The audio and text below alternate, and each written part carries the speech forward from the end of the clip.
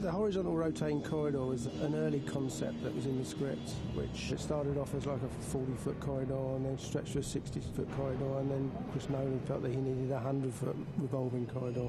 After we'd determined the methodology for rotating the sets, which was basically suspending the set in these huge rings, Chris Corbould had one of his engineers work with us initially on what size the rings needed to be and how they were going to function, because there was an enormous amount of structural steel that needed to be welded and formed months ahead of when the set needed to be built.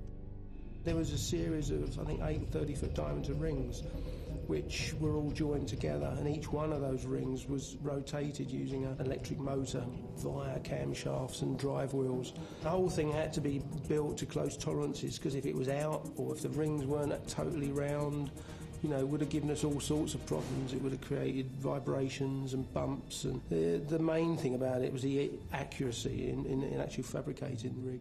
I mean, the idea of using a centrifuge to manipulate gravity, it's been done on various films, most notably Kubrick's 2001. And I like the idea of repurposing that technology and really trying to choreograph an entire fight sequence and camera movement and all the rest. Really do something that could be completely in camera in a way that I hadn't seen before.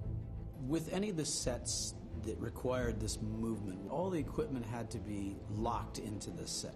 It either had to rotate with it if it made sense, or the set would rotate out of the light. So it did require a lot of planning on my part in order to determine what was going to happen with lights when the set moved and what was going to happen with the camera. Is the camera separate from the set, or is it actually rotating with the set? If you lock the camera on the ground, the audience doesn't see the room spinning. The audience just sees us moving all over the place. It looks like we're jumping on the ceiling and stuff. In order to actually get it done, I couldn't think of it that way. I had to think of it as, this is the ground. Okay, now this is the ground. Okay, now this is the ground.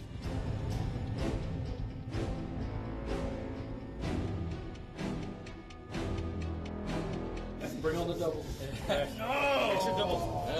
Joseph Gordon-Levitt had, I think, probably only about 2 weeks rehearsal, and he honestly was fantastic, and he attacked it with such excitement and enthusiasm, and he was determined to do it all himself, and it really, really pays off.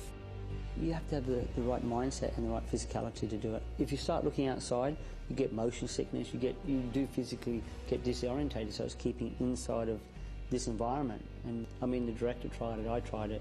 It was not easy, and he far exceeded what we did. So many action movies now, and it's all done on computers later.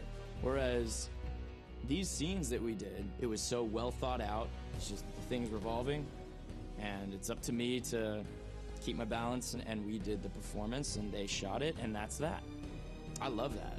There's no substitute for real human energy and performance. That was the most fun. It was the most challenging and the most fun.